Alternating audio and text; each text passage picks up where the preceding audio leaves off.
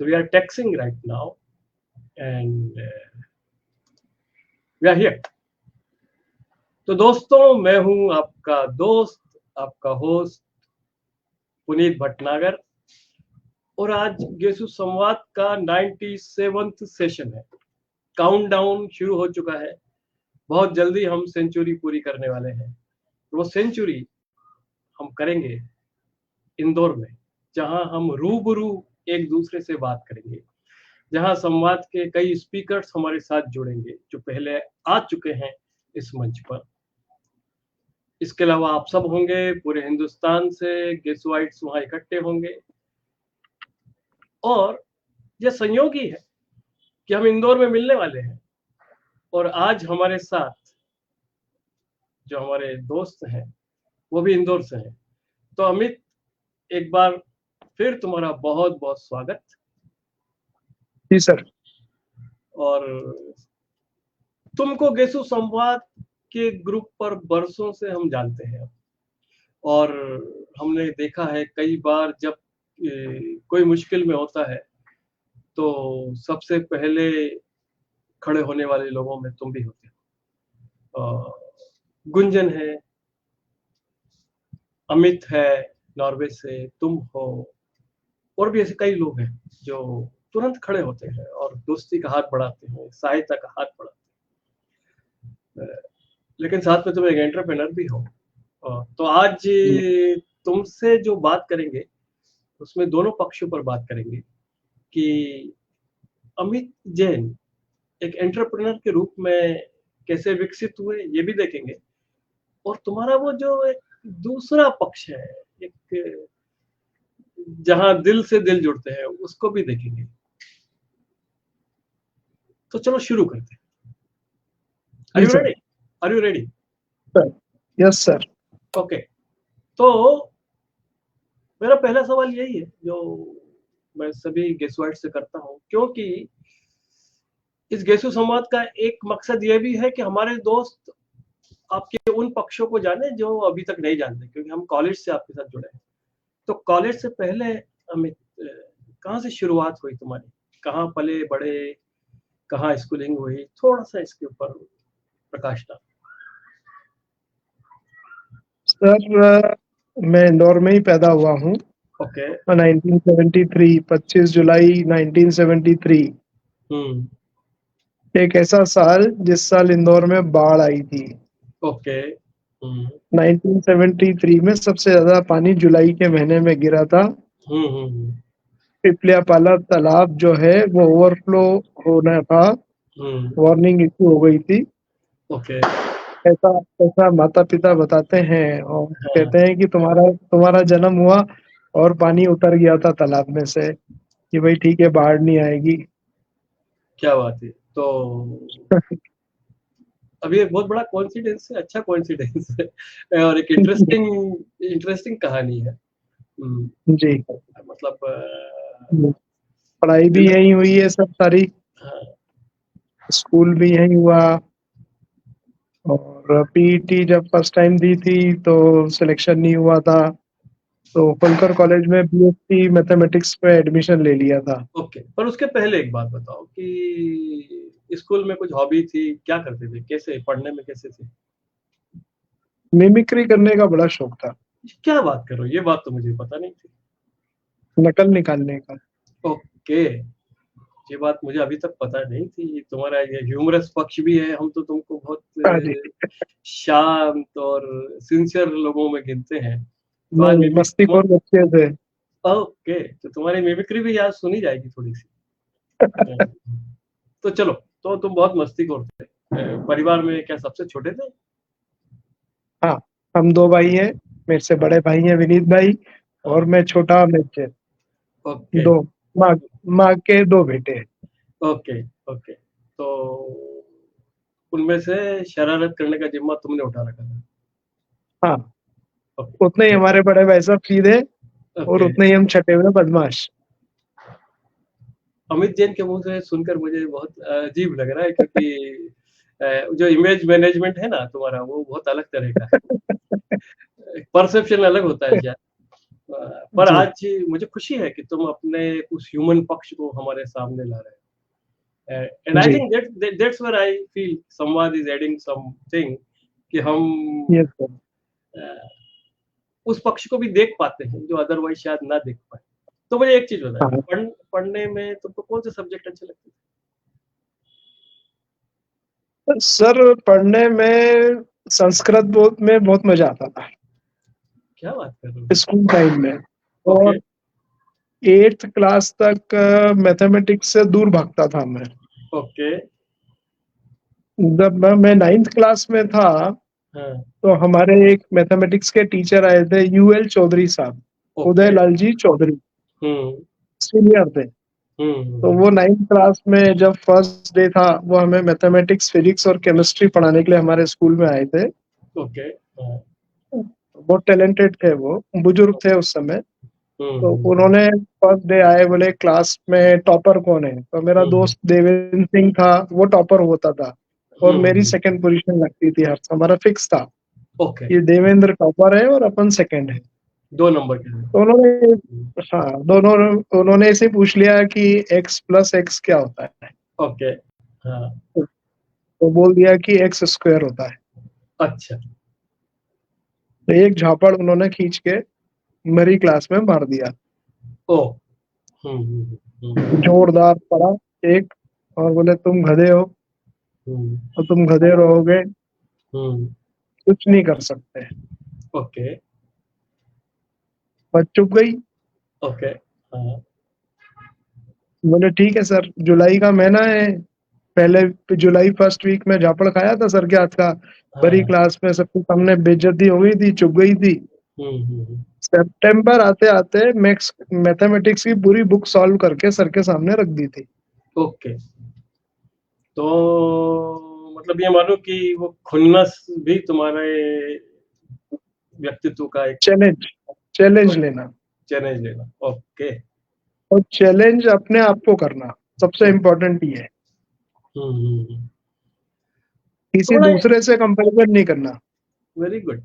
तो ये बड़ा अच्छा एक कॉम्बिनेशन है, मतलब एक तब तुम रामो रामः वो सब हम्म, कंटेस्ट कर रहे थे, और दूसरी जी, तरफ एक्स स्क्वायर ने कहीं ना कहीं हम्म, तुम्हारी जिंदगी में एक्सपोनेंशियल लर्निंग का एक बीज भी जी, डाला। सुपर।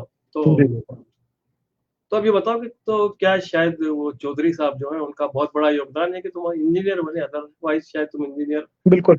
ना बनते? नहीं, नहीं बनना था, इंजीनियर बनने की कोई इच्छा नहीं थी, डॉक्टर बनने की इच्छा थी। नाना ओके जी डॉक्टर थे, ओके सरकारी डॉक्टर थे, बड़े सर्जन थे, नामी सर्जन थे। ओके। हाँ। तो जो घर में सबसे ज्यादा पढ़े लिखे थे नाना जी की साइड में, वो नाना जी थे ओके डॉक्टर। ओके ओके और मेरे पिताजी की साइड में जो सबसे ज्यादा पढ़े लिखे थे, वो मेरे ताऊ जी थे, वो एलएलबी थे। ओके। तो मतलब और हाँ, और आपका एक तरह से पारिवारिक बिजनेस चलता था तो मेरे ज्यादातर? पिताजी, उस समय तो पिताजी जॉब भी करते थे और अच्छा। बिजनेस भी करते थे। Okay okay. सुबह 7 बजे से लेके 9:30 बजे तक हम्म फैक्ट्री पे काम करना, हम्म। 9:30 बजे फैक्ट्री छोड़ना, 10 बजे से लेके 5 बजे तक नौकरी करना, ओके। तो और फिर शाम को 5:30 बजे से लेके 9 बजे तक फिर फैक्ट्री पे काम करना। ओके ओके, तो मतलब वो एंटरप्रेन्योर की जो जर्नी है तुम्हारे पिताजी ने शुरू की, हाँ, वो नहीं, जो उनके भाई लोग भी सब साथ में थे। हम्म। परिवार की स्थिति इतनी अच्छी नहीं थी, काम करने हम्म वाले कम थे, परिवार बड़ा था। हम्म। तो इस तरीके से उन्होंने सब चीजों को अपनी लाइफ में सेट किया। गुड। तो अब मुझे ये बताओ कि तो फिर ये इंजीनियर बनना है, ये ख्याल दिल में कब आया? चौधरी सर ने हाँ, जब टेस्ट लिया सितंबर का, हम्म। तो उसमें 10 on 10 आए थे। ओके। वो टर्निंग पॉइंट था। ओके।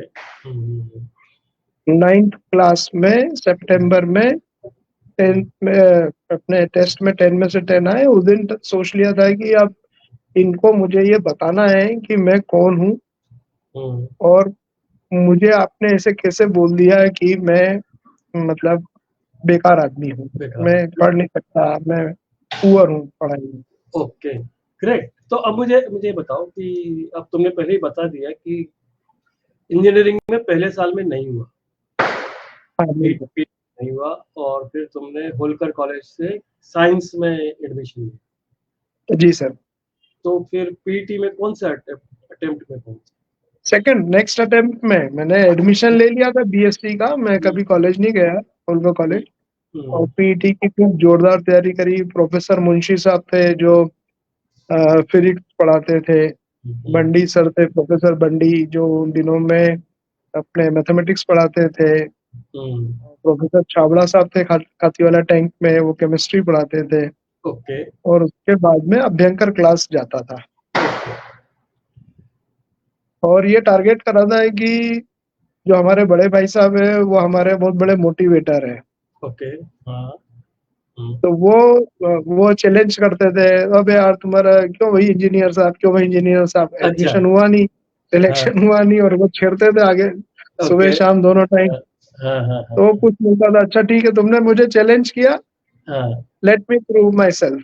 ओके। तो दूसरे साल तुम और अगले साल बिट्स भिलाई में एडमिशन हुआ, और पीटी में सिलेक्शन हुआ। तो बिट्स भिलाई का पहले रिजल्ट आ गया था, तो भिलाई चले गया था। अच्छा, वो चले भी गए? ओके। हाँ, एडमिशन भी ले लिया, वह 4 महीने रहे भी।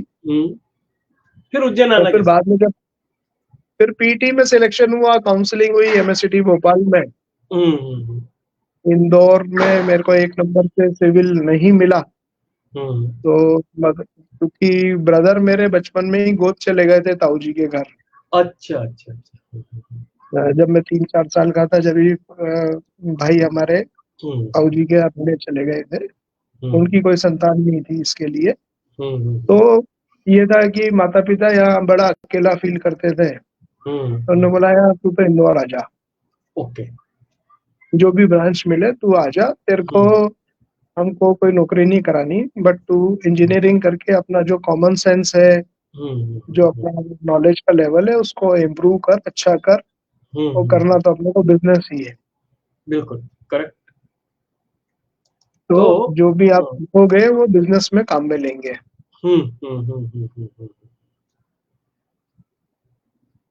तो तुम पर फिर तुम उज्जैन आ गए? जी सर। ओके। और मुझे एक और चीज समझना है, तुम सिविल में जाना चाहते थे? नहीं, मैकेनिकल में जाना चाहता था। हाँ, क्योंकि जब तुम्हारी एक फैक्ट्री थी तो कहीं ना कहीं दिल में होगा कि मैकेनिकल सीखेंगे, लेकिन तुम सिविल में तुम्हारा हाँ एडमिशन हुआ। ओके। हाँ। तो अब ये गेसू में आने के बाद अनुभव क्या रहा? खट्टे मीठे अनुभव। चलो बताओ जरा, कड़वे हो तो वो भी बताओ। कड़वे ये थे कि ट्रेन से जाओ तो रैगिंग होती थी डब्बे में। ओके। जो उसकी खिड़की थी उसमें जाली नहीं होती थी, वो डिब्बा जो था वो रिजर्व होता था गेसू वालों के लिए। अच्छा, ऐसा भी है क्या? हाँ, उसमें आमतौर पे कोई दूसरा नहीं घुसता था। उन्हें मालूम था कि भाई ये कॉलेज के बच्चे हैं, सालों से जा रहे थे, हमारे सीनियर भी जा रहे थे उससे। तो वो एक ये था कि भाई ये इन काफी लोग होते थे इंदौर से अप डाउन करने वाले, तो उसमें जाना है। और बाकी जो रैगिंग से बचना चाहते थे, वो मरी माता चौराहे से बस में बैठते थे। प्रोफेसर सानी साहब जो केमिस्ट्री के हमारे टीचर थे, इंदौरी थे, वो सबके गॉडफादर थे। उनके साथ में जाओ, उनके साथ में आओ तो कुछ भी नहीं होगा। उनकी छत्र छाया में बहुत सारे इंदौरी लोगों ने मतलब अपने आप को बहुत बचाया है। बहुत ओके। बहुत सर। तो ये एक हुई कड़वी याद हो गई, लेकिन खट्टी मीठी तुम बता रहे थे। खट्टी मीठी ये है कि नई चीज सीखने को मिली। शुरू से बिंदास थे। पहले दिन पता चला कि थर्ड बटन भी होना पड़ता है। पहले दिन पता चला कि ब्लैक फाइल भी लेके जानी पड़ती है। तो वो एक नई चीज थी। लाइन लगा के चलते थे, तो मेरे ख्याल से या तो मैं लाइन में नंबर 1 पे लगता था, या शरद जोशी जो है वो लगता था। अच्छा, और उसमें ऐसा क्यों? हम हम दोनों की हाइट कम थी, बाकी सब अच्छा। हमसे लंबे थे प्रोपोर्शनेटली। तो पहला आदमी अगर बाथरूम में घुसा तो पूरी की पूरी लाइन बाथरूम में घुस जाएगी।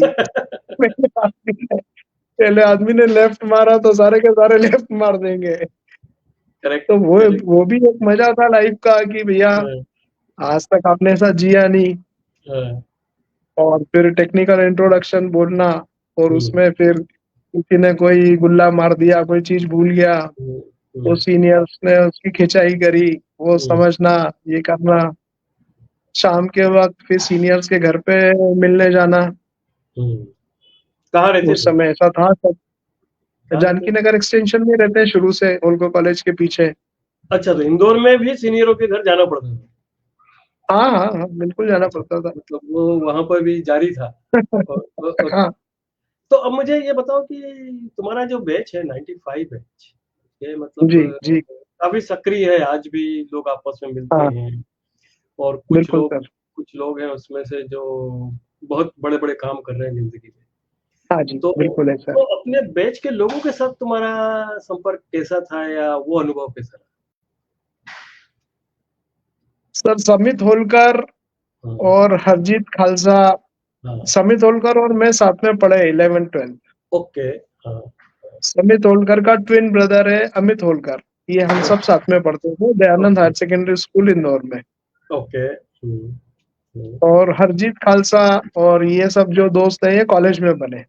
हम्म, हम्म, हम्म, हम्म, हम्म, और कॉलेज में पहले दिन से इतनी जिगरी हो गई हम्म, जो आज तक चली आ रही है। राजकुमार माखीजा, हम्म, नीलेश रामनानी, शरद हम्म, जोशी, हम दोनों एक ही कॉलोनी में रहते थे। हम्म, हम्म, उसके बाद में जितेंद्र सितलानी, अतुल खंडेलवाल से हमारी फैमिली के बिजनेस रिलेशन थे। इनके ओके। पापा की, अतुल खंडेलवाल के फादर की एक टाइल्स फैक्ट्री होती थी राऊ हम्म, में।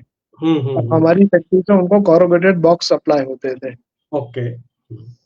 तो ऐसे पूरा सर्कल था। पूरी बहुत हम्म, लंबी लिस्ट है, हम्म। जिसका नाम नहीं लूंगा वो नाराज हो जाएगा। नाराज हो जाए, कई हो चुके हैं अभी, हाँ हो चुके हैं, लेकिन बिल्कुल हो चुके हैं।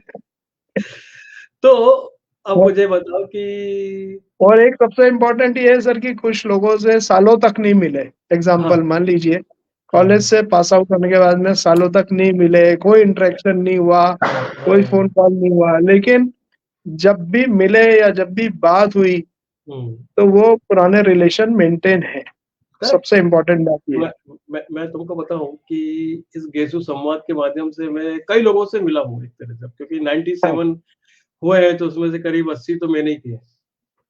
तो मुझे ऐसा लगता है जैसे मैं व्यक्ति को जानता हूँ, और हम जी कभी भी जरूरत होती है हम एक दूसरे को फोन करते हैं। गेसु के लोगों से मिलना जरूरी नहीं है, मुझे लगता है, मतलब वो एक दिल से यस। दिल का नाता है। हम्म। तो अब मुझे ये बताओ कि तुम्हारे मन में तो पहले से था कि मुझे तो अपनी फैक्ट्री ज्वाइन करना है ना? तो नहीं ऐसा जरूरी नहीं था। अच्छा। मेरे घर में मेरी मदर चाहती थी कि तुम बिजनेस में मत आओ, ओके, तुम जॉब करो, ओके, ठीक है। तुम तो पढ़ो लिखो, अच्छा अच्छा पढ़ो लिखो, अच्छे मार्क्स लाओ और हाँ, तुम जॉब करो। और फादर का ये कहना था कि नहीं, हाँ। जो तो हमारे हमारे पिताजी का ये कहना था कि मेरे को जॉब चाहिए नहीं, मेरे को जॉब देना है। ओके। उनकी आइडियोलॉजी ये थी। नहीं, तो तुमने जॉब फिर किया या नहीं किया? नहीं करा सर। मैं तो उज्जैन से पास होके वापस आ रहा था, हाँ। तो सामने रोड पे ही फैक्ट्री है, तो बाहर मेन रोड पे ही पिताजी और भाई ने रोक लिया। अच्छा। बोले ओ, घर जाके क्या करेगा, चल अच्छा। राइट ओके, मार तो अपन फैक्ट्री चलते हैं। ओके, वो वाला किस्सा है मेरे साथ। ओके। तो पहले दिन से ही मतलब तुमको जॉब करने की जरूरत नहीं पड़ी, पहले दिन से आप फैक्ट्री के मालिक थे? नहीं नहीं, नहीं थे? वो हाँ। डिसिप्लिन वहाँ अलग है। ओके, वहां पर कोई सेठ का बेटा नहीं और कोई सेठ का भाई नहीं। ओके। सिस्टम बहुत डिफाइंड था हम्म। कि पहले 2-3 साल बिल्कुल आप अपने आप को रगड़ लो, ओके, आप एक बहुत अच्छी ट्रेनिंग प्राप्त कर लो, ओके, आप सब चीजों को समझ लो। सेठ की ओके, कुर्सी जो होती है वो सेठ की कुर्सी अर्न की जाती है, सेठ का स्टेटस अर्न किया जाता है। ओके। हम्म, भाई की, बड़े भाई गुरु थे, तो हाँ उन्होंने ये कहा कि नहीं, आप खाना खाने ऑफिस में आओ, हाँ बस, दैट्स ऑल। अभी आप ट्रेनी हो, आप चाय भी अंदर पियो, आप मशीन चलाओ, मशीन रिपेयरिंग करो, और आप अपना दिमाग चलाओ, सीखो, ओके समझो। ओके। तो तुम फैक्ट्री में रहते थे, लेकिन हाँ, ऐसा नहीं कि केबिन में बैठे हो तुमको। सूरज सूरज देखने की मनाही थी, दिन का सूरज देखने की मनाही थी। एक कहावत थी हमारे यहाँ कि दिन का सूरज नहीं देखना।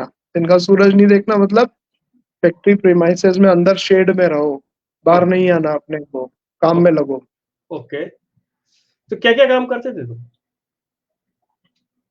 जो काम मिलता था सर, जो ऑर्डर होता था टॉप बॉस का, वो करना पड़ता था आपको। एक लिस्ट बताओ ना मुझे, मैं बहुत क्यूरियस हूँ।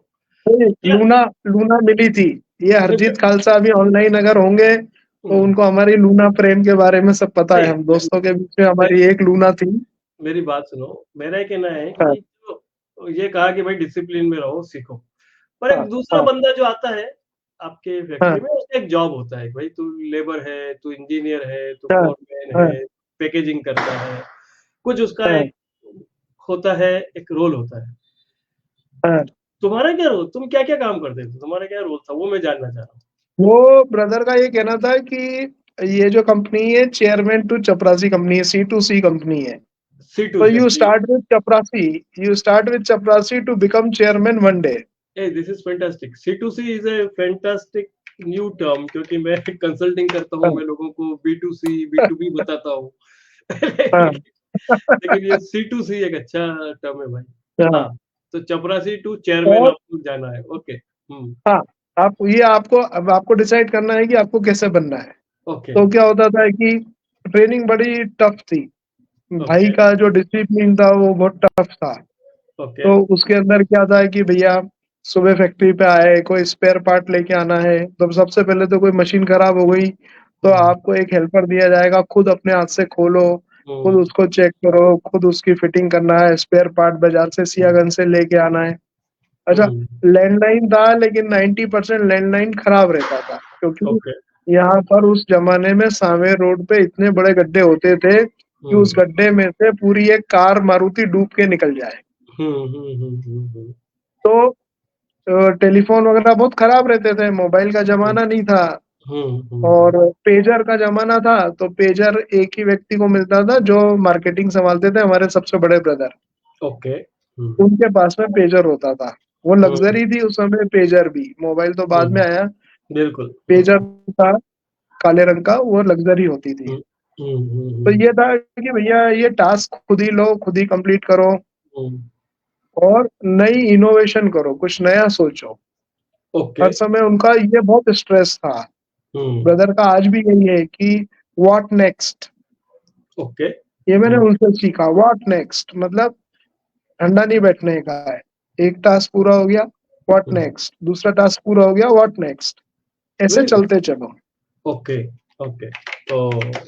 तो व्हाट नेक्स्ट वाज द मंत्र। तो यस सर। तो मुझे ये बताओ कि ये चपरासी से चेयरमैन तक का सफर कैसे पूरा किया, उसमें तुमने बीच बीच में क्या पढ़ा हुआ है, जरा बताओ।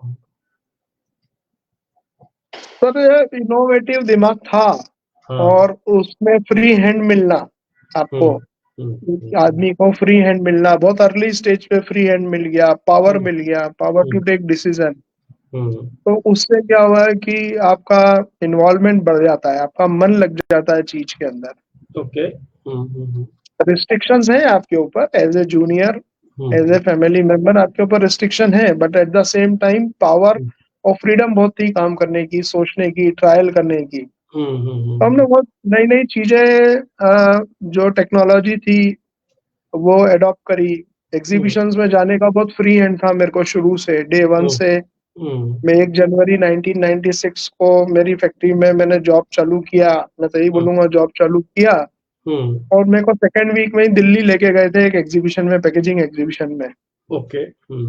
और मेरे को बोला था यार तेरे को आज मैं 10 लाख रुपए का पावर देता हूँ, तू कोई टेक्नोलॉजी सिलेक्ट कर ले, कोई तेरे को ओके। जमती हो तो तू ले ले, अपन उसको खरीद लेंगे। ओके। तो ये बात थी फ्री हैंड की।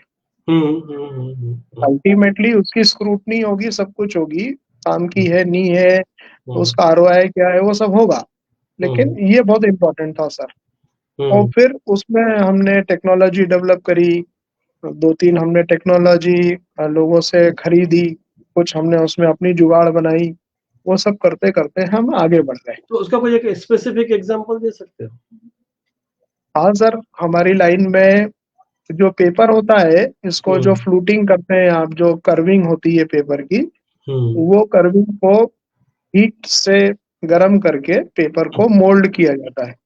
ओके। तो हमारी मशीन जो उस समय थी वो 52 इंच डेकल की थी। उसका पना, पेपर का जो पना बोल रहे, डेकल बोल रहे, वो 52 इंच चलता था और उसमें इलेक्ट्रिकल हीटर का जमाना था। वो उस समय बॉयलर वगैरह का जमाना नहीं था, तो वो पूरे 52 इंच के हीटर होते थे। अब आपको 36 इंच की रील चलानी है तो भी 52 इंच की हीटिंग जाएगी। आपको 48 इंच का पेपर चलाना है तो भी 52 जाएगा, 26 का चलाना है तो भी 52 जाएगा, लाइक दैट। तो हमने एक जोन हीटिंग की टेक्नोलॉजी डेवलप करी एक बंदे के साथ में मिलके। अच्छा, किसी के साथ मिलके डेवलप की। ओके। हाँ, जो मतलब हमारे पास में आइडिया था, हमारे पास में उसको कैसे इम्प्लीमेंट करेंगे, कैसे उसको प्रूव करेंगे, ट्रायल लेंगे, वो हमारे पास में इंफ्रास्ट्रक्चर नहीं था। हमने उसको आइडिया दिया है कि आप जोन हीटिंग का सिस्टम बनाओ, और उसमें वो उन्होंने 52 इंच को आप किसी भी 3 पार्ट में डिस्ट्रीब्यूट कर सकते हो। ओके। तो हमने उसको बोला है कि दोनों साइड में 17-17 इंच का जोन बना दो और बीच में 18 इंच का जोन बना दो। ओके। तो दैट बिकम्स 52 इंच। ओके। अब आपको अगर 35 इंच चलाना है पेपर, तो you have to switch on only 17 inch का हीटर और 18 इंच का हीटर। यस। तो वो 17 इंच की जो आपकी एनर्जी है, वो बहुत बड़ी सेविंग है। बहुत बड़ी सेविंग, यस। और जब आप और इसमें वो इतने बड़े वॉल्यूम पे, अच्छा वॉल्यूम बहुत था सर हमारा। 2 मशीन थी, दोनों मशीनें हमारी 24 घंटे चलती थी। ओके। हाँ, मैंने कभी भी नहीं देखा कि संडे को भी फैक्ट्री चालू रहती थी। सैटरडे को तो स्पेशली बिल्कुल प्रेशर ही रहता था काम का बहुत ज्यादा। तो ऐसे सब है ना, छोटे छोटे बहुत करे। फिर बॉयलर की सनक चढ़ गई कि नहीं, अब तो अपने को एक नया यूनिट लगाना है। फादर ने मेरे आने के पहले ही 93 में एक और यूनिट की प्लानिंग कर ली थी, जमीन खरीद ली थी, कंपनी फॉर्मेशन हो गया था। तो उसमें नई टेक्नोलॉजी की मशीन लाना है, हाई प्रोडक्शन पे लेके आना है, 3 गुना काम करना है। तो वो सब चीजें साइमल्टेनियसली चलती रही। आपकी ट्रेनिंग भी चल रही है, आप एग्जीबिशन में भी पार्टिसिपेट कर रहे हो, आप सेमिनार भी अटेंड कर रहे हो। क्योंकि उनका ये कहना था कि भाई तू नया यंग आया है, हम तो जो पुराना संभाल रहे, अब इस लाइन को तू आगे बढ़ा। ओके। इस लाइन के तेरे को पैरेलल लाइन खींचने की परमिशन नहीं है। ओके। फंडा बहुत क्लियर है ओके। कि पैरेलल लाइन नहीं खींचने देंगे, लंबी लाइन खींचना, इसी लाइन को लंबा कर। तो मतलब x + x नहीं करने का है, x स्क्वायर करने का है। हाँ हाँ, ओके। बिल्कुल बिल्कुल, हाँ। तो ये ऐसे सब चलता रहा। फिर नई फैक्ट्री डल गई, नई फैक्ट्री डल गई तो नई टेक्नोलॉजी की मशीन आई। उसमें फिर मेरे को पहले दिन से उन्होंने चाबी पकड़ा दी, भाई ने और पिताजी ने, अंकल वगैरह सब साथ में थे। ऐसा नहीं है, हमारी जॉइंट फैमिली बिजनेस था। तो सबका ये कहना था कि भैया अब इसकी 1-1.5 साल की ट्रेनिंग हो गई है और इसने अच्छा पिकअप कर लिया है, तो अब ये नए यूनिट की सारी जिम्मेदारी प्रोडक्शन की इसको दे दी जाए। But I think that was a very big decision, क्योंकि 1.5 साल का अनुभव के बाद आपको पूरी एक यूनिट संभालने को दी जाए, ये बहुत बड़ा decision. You will be in leading position, मतलब बाकी लोग हैं आपके सपोर्ट में खड़े हैं, एसओएस कॉल पे they will come, otherwise they will not come. ये शुरू से था। जब बड़े भाई ने बिजनेस ज्वाइन किया था तो उनको भी यही किया गया था कि उनको शुरू में ट्रेनिंग हुई और उनको वो लीडरशिप दे दी गई, और वही सिस्टम था कि अगर आप बुलाएंगे तो हम आएंगे, नहीं तो आप अपना काम संभालिए इंडिपेंडेंट। तो आज तुम्हारे साथ जब बात कर रहा हूँ तो मुझे ये भी समझ में आ रहा है कि एंटरप्रेन्योर जो होते हैं, फैमिली मैनेज बिजनेसेस, उसमें किस तरह से नर्चर किया जाता है बच्चों को जब वो लोग बिजनेस में आते हैं। तो I think we can just see its kind of an X-ray कि उनको कैसे नर्चर किया जाता है, क्या थॉट प्रोसेस होती है, I think which is very valuable to lot of us. तो अब ये नई फैक्ट्री थी, नया टेक्नोलॉजी था, तुमको नई जिम्मेदारी मिली थी, तो क्या चैलेंजेस थे, क्या अपॉर्चुनिटीज थी, तुमने क्या खास काम किया? सारी टेक्नोलॉजी नई थी लेकिन आदमी पुराने थे। उनको नई टेक्नोलॉजी समझ में नहीं आती थी, वो अपनी अपनी चलाते थे। तो there was a conflict of opinion कि भैया अपन बोलेंगे ऐसा करो, वो बोलता नहीं, ये तो आप तो अभी नए हो, आपको क्या पता, हम तो पिताजी के साथ में 10 साल से काम कर रहे हैं, आप तो मरवा दोगे, पिताजी आके हमारी खटिया खड़ी कर देंगे, भैया आके हमारे ऊपर नाराज होंगे। तो फिर एक दिन ये बोला कि इस फैक्ट्री का गुंडा मैं हूँ, यहाँ का नेता, यहाँ का पहलवान में। तो तुम मेरे को बड़े भाई की और पिताजी की दिलासे मत दो, जो मैंने बोल दिया वो करोगे तो यहाँ टिकोगे, नहीं तो बाहर निकल जाओ। फिर वो बड़े भाई साहब वाली यूनिट, जो पुरानी वाली यूनिट है ना, वहाँ तुमको शिफ्ट कर देते हैं। तो फिर वो सब धीरे धीरे लाइन पर आए मेरे साथ में। इस बीच में मेरी शादी हो गई 97 में। और दादाजी गुजर गए। जिस दिन फैक्ट्री का मुहूर्त किया था उसी दिन रात को दादाजी एक्सपायर हो गए। तो वो सब चीजें बड़ी उन दिनों में उथल पुथल वाली चल रही थी, सब काम चल रहा था और टास्क बहुत थे। बॉयलर बंद हो गया तो आपको ही देखना है, कोई नई मशीन में कोई वो वेरिएबल स्पीड ड्राइव आता था, एडी करंट ड्राइव आता है, उस समय नया नया चालू हुआ था एडी करंट ड्राइव, उसमें कोई टेक्निकल प्रॉब्लम हो गया है तो बॉम्बे के इंजीनियर से आपको ही कॉरेस्पॉन्डेंस करना है। वो सब चीजें बहुत थी सर। बट ये है कि हाँ, जिम्मेदारी है तो आपको काम भी करना पड़ेगा, मजा भी आएगा। नहीं, पर इसका मतलब ये हुआ कि आपकी नई फैक्ट्री शुरू हो गई जो नई टेक्नोलॉजी के साथ शुरू हुई, तो उसका प्रोडक्शन भी पुराने से तो कई गुना ज्यादा होगा।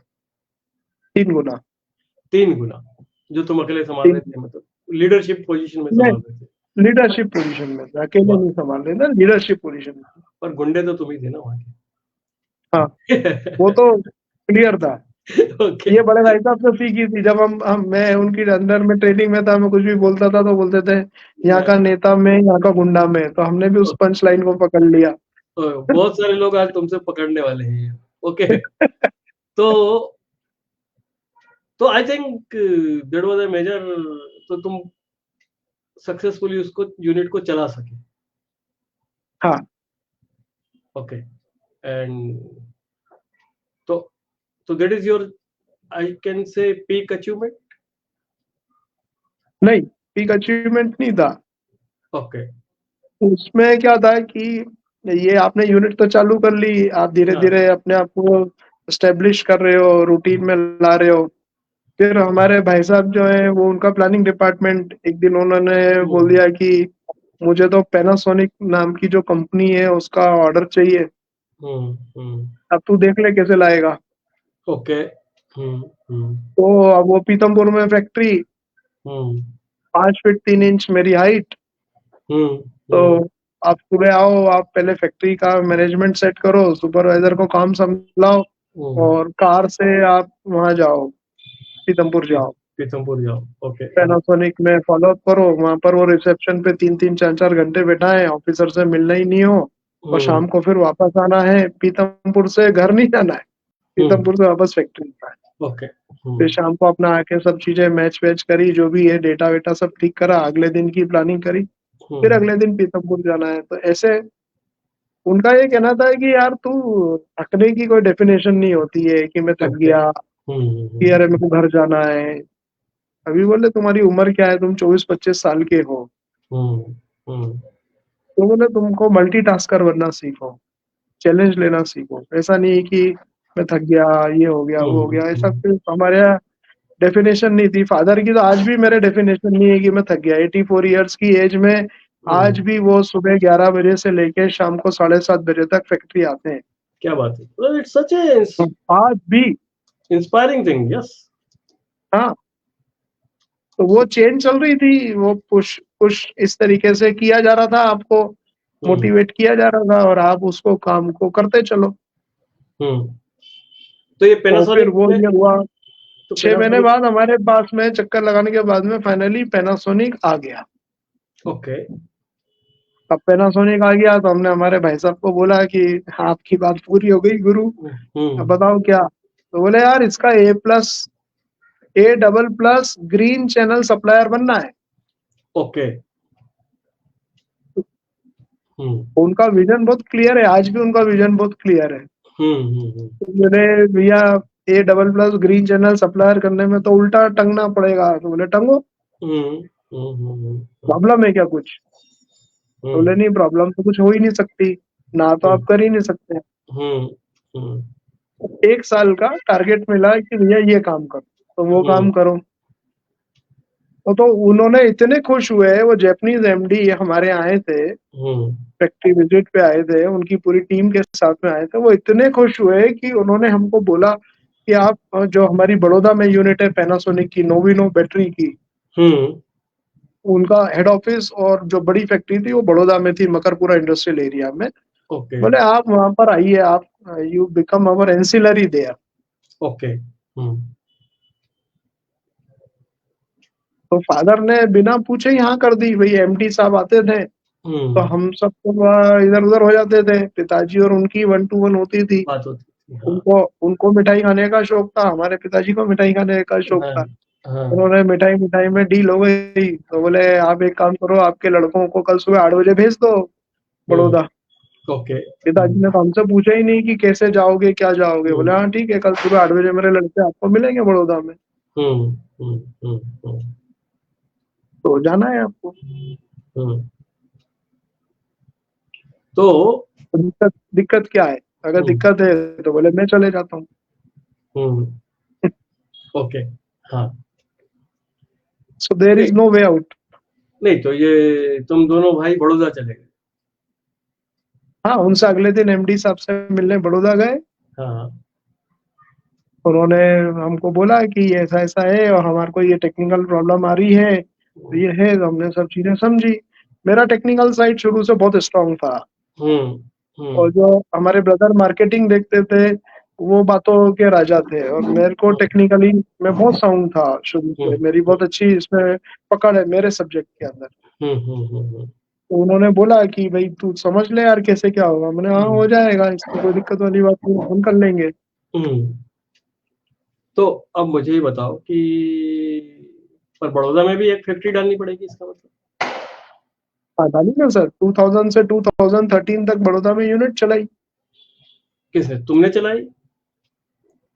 हाँ, फिर उसमें में ये हुआ कि जब हमने वहाँ की बड़ौदा की यूनिट चलाई तो शुरुआत में वहाँ पर बहुत ज्यादा ध्यान रखना पड़ता था, क्योंकि वो पैनासोनिक का काम था, क्वालिटी कॉन्शियस लोग थे।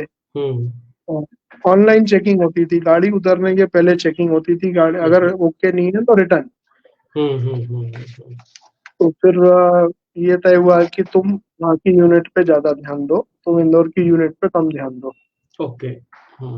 तो जो दूसरे ब्रदर थे, कजिन्स थे, वो फिर यहाँ की यूनिट पे थोड़ा ध्यान देना ज्यादा उन्होंने चालू किया।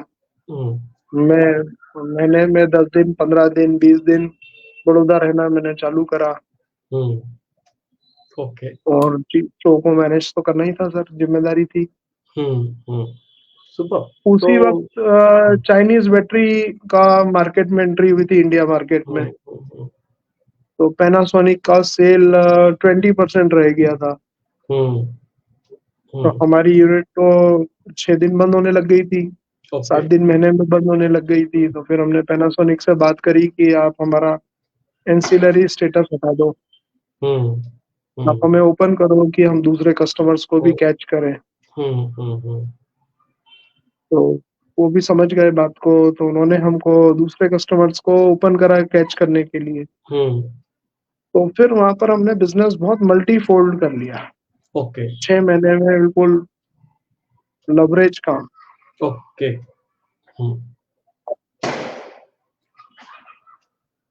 तो अब मुझे बताओ कि इसका मतलब जब आपने इतना अच्छा काम किया कि पैनासोनिक ने आपको बड़ौदा भी बुलाया जी, और तुम लगातार नई टेक्नोलॉजी और इनोवेशन में भी काम कर रहे थे, तो इसका मतलब तुम तो पैकेजिंग के एक्सपर्ट हो गए एक तरह से?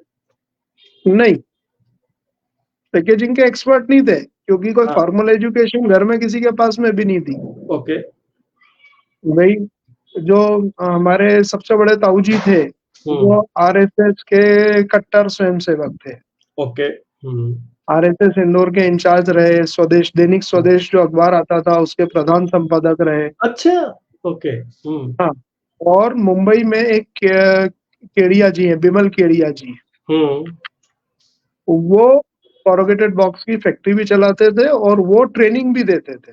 ओके। तो आपको अगर कॉरुगेटेड बॉक्स के बारे में सीखना है तो आप ताऊ जी से चिट्ठी लिखवाओ और आप बम्बई जाओ, वहां पर उनसे ट्रेनिंग लो। और वो मशीन सप्लायर को भी बोलते थे कि इसको मशीन दे देना, मेरी गारंटी है कोर्स पूरा करने के बाद में, और माल भी दिलवाते थे, रॉ मटेरियल भी, कि चलो यार ये एस्टेब्लिश होगा। विमल केडिया जी आज भी वो काम कर रहे हैं इतने सालों बाद, 1973 से आज तक वो ये काम कर रहे हैं, 50 साल हो गए उनको। मतलब इंडिया में किसी को भी कोरिगेटेड बॉक्स के बारे में कुछ सीखना है तो Kedia ji is the go to person. उस समय तो वो एकमात्र इंस्टीट्यूट था, वन मैन आर्मी थी वो। अब तो बहुत सारे इंस्टीट्यूट खुल गए। जैसे जब हमारे यहाँ डिस्कशन हुआ कि भैया अपने को अब ये आगे और बढ़ना है, अब ये ऑटोमेटिक लाइन का जमाना आ गया है और अब बहुत ज्यादा धीरे धीरे टेक्निकल होते जा रहा है सब्जेक्ट, कस्टमर्स की डिमांड बहुत होते जा रही है। तो फिर 2011 में ये तय हुआ सब भाइयों के बीच में कि भाई अमित को अपन को कोर्स करवाने पड़ेंगे सारे। ओके। तो कौन से तो कोर्स? बॉम्बे में हमारा एसोसिएशन है, Western India corrugated box manufacturers association, विकमा बोलते हैं उसको शॉर्ट फॉर्म में। उनका अंधेरी में मित्तल इंडस्ट्रियल एरिया जो है अंधेरी ईस्ट में, वहां पर ऑफिस है। तो वहां पर 7 डेज के कोर्स होते हैं, 6 डेज के वीक लॉन्ग कोर्स होते हैं। तो 3 टाइप के कोर्स होते हैं, एक सेमी ऑटोमेटिक कोर्स होता है, एक ऑटोमेटिक कोर्स होता है, एक क्वालिटी स्टैंडर्ड का कोर्स होता है। तो हम तो हनुमान जी थे शुरू से, राम जी ने हमको आदेश दिया कि जाओ हनुमान उड़ के जाओ, लंका जीत के आओ। तो सटक गई वही चैलेंज वाली बात, वही 9th क्लास वाली बात याद आ गई। तो 1 साल में तीनों कोर्स कंप्लीट किए। ओके। और ऐसे कोर्स कंप्लीट किए कि सब में टॉपर आए, और ऐसे टॉपर आए कि जो सेकंड पोजीशन में था उसके और मेरे मार्क्स में 20-20, 25-25% मार्क्स का फर्क था। अच्छा। ओके। हाँ, क्योंकि आपको प्रैक्टिकल नॉलेज बहुत गजब का था, वहां जाके आपको सिर्फ थ्योरी पढ़नी थी। बिल्कुल सही बात। और थ्योरी पढ़ने के बाद में आपको वहां पर जो है वो एडवांटेज था उस चीज का। वो एक बहुत बड़ा बेनिफिट मिला। और सहयोग की बात ऐसी थी कि कोर्स 6 दिन का था। तीसरे दिन हमारे यहाँ पर एक फैकल्टी नहीं आई, तो हमारे जो कोर्स कोऑर्डिनेटर थे उन्होंने मेरे को खड़ा कर दिया, बोले यार ये तो तू ही पढ़ा सकता है। अच्छा। तो मैंने कहा सर मेरे को नॉलेज है बट मैं पब्लिक स्पीकिंग में इतना अच्छा नहीं हूँ। बोले नहीं मैं आई नो यूर कैलिबर, आप तो करो। तो वो 1.5 घंटा की क्लास थी सर। वो 1.5 घंटे की क्लास खत्म होने के बाद में आपको एज ए फैकल्टी डिक्लेयर कर दिया गया।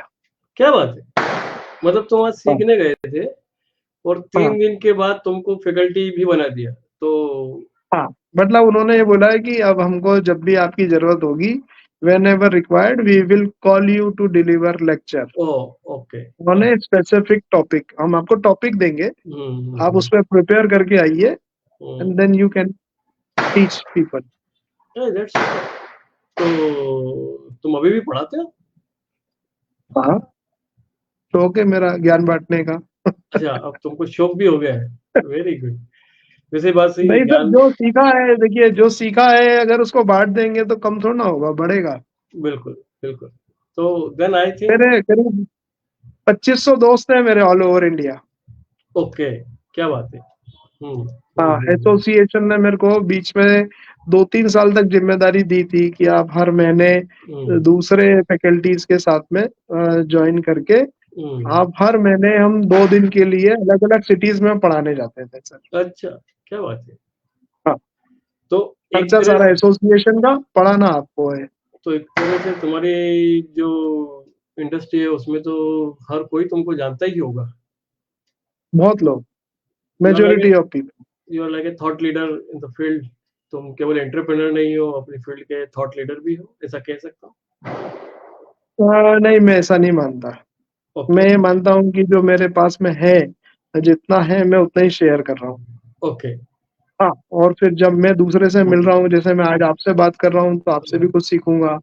हाँ। संजय खीमेश्वरा जी जब 4th ईयर में थे, हम 1st ईयर में थे, जब उनसे सीखा था। आशीष शुक्ला जी थे, सीनियर थे हमारे, उनसे भी सीखा था। ओके। आशीष श्रीवास्तव केमिकल वाले, वो मेरी कॉलोनी में रहते थे, उनसे भी सीखा था। क्या बात है। तो ये तो आप time to time, face to face, ये तो मैं एक कड़ी हूँ, एक चेन रिएक्शन जो हो रही है उसका मैं एक पार्ट हूँ।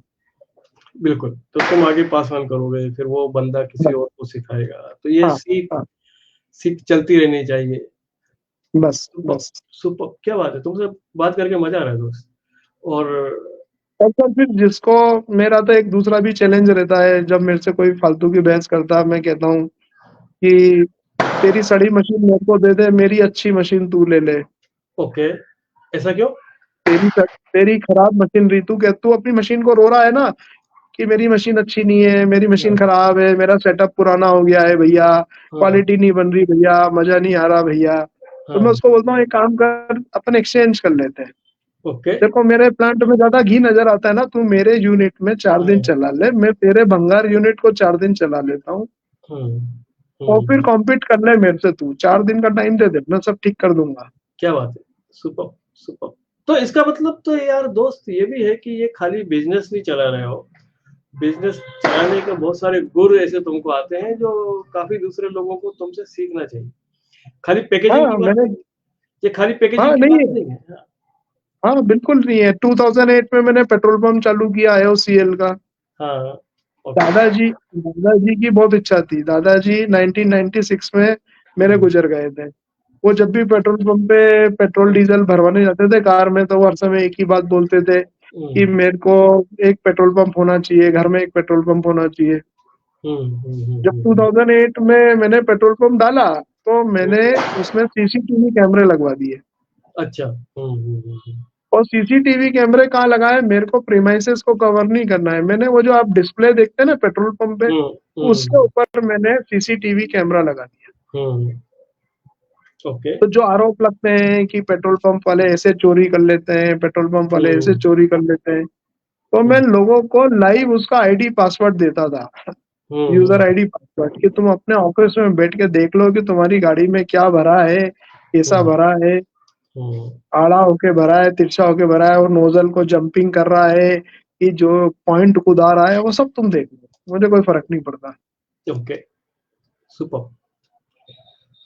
तो दोस्त और कुछ सीखने को मिला। सबसे पहले समझ में आया कि एक एंटरप्रेन्योर फैमिली जो होती है वो कैसे नर्चर करती है अपने हाँ, घर के फैमिली मेंबर्स को। ये समझ में आया कि फैमिली मेंबर्स आपस में कैसे काम करते हैं मिलके।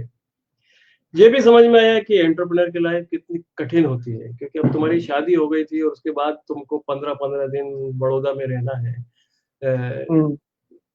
आई कैन नहीं, अंडरस्टैंड। शादी के बाद में 1999 में बड़ी बेटी हुई, हाँ। इशिता जी की इस साल शादी हुई है। और हम्म। 2002 में कशिका मेरी सेकंड बेटी हुई। हम्म। 2000 में मेरा बेटा हुआ प्रथम। हम्म। तो वो सब मैनेज करना तो आपको आना ही चाहिए ना। और फिर बिल्कुल, रोने का काम क्या बिल्कुल। भाई, अगर आपको रिग्रेट है, अगर आपको नहीं करना है, तो आप घर में बैठ जाओ, कोई दिक्कत नहीं, किसने बोला आपको काम करने के लिए।